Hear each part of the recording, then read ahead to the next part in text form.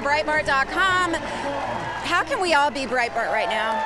I think the way we're all Andrew Breitbart is to continue the fight. Let his spirit live on. It's living on in our site.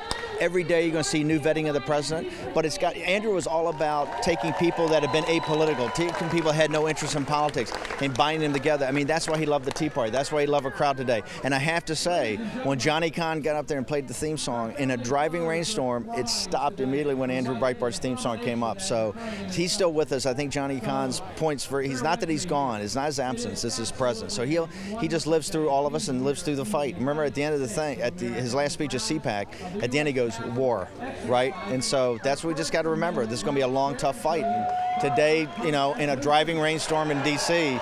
is going to be the beginning of that long road to victory. What can everyday regular citizens do to be more like Breitbart? An informed citizenry is an empowered citizenry. That's why people got to go to things like Politichicks. That's why they have to go to the BreitbartNews.com websites. That's why you have to go to Drudge and they have to go to Daily Caller. Just get more information. Remember, the more you understand, the stronger you become. The mainstream media and the progressive left always wants to obfuscate the facts.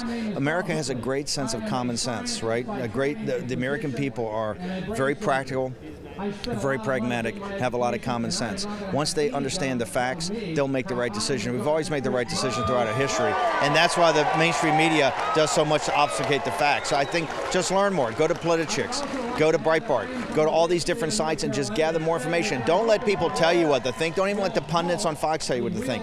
Make up your own mind. Get more information. Get engaged. Get involved, and you'll see what's empowered all these people to come out to the Tea Party rallies. So I think it's just learn more and then act on what you know.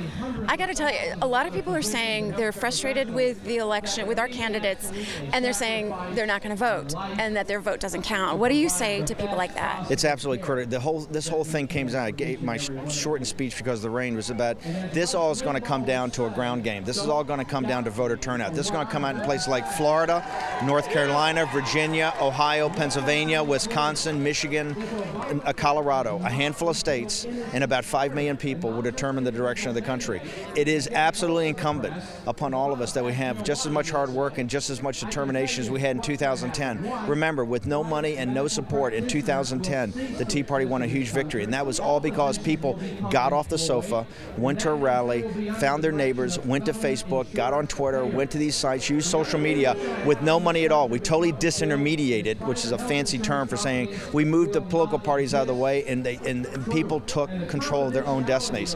That has to happen. If you're frustrated, this is not going to happen in one election. We're in literally a 10 or 20 year struggle for the future of the country, and that's where you're just going to have to man up, toughen up, just like our forefathers, right? We're going to have to do exactly the kind of effort they had, and we can win.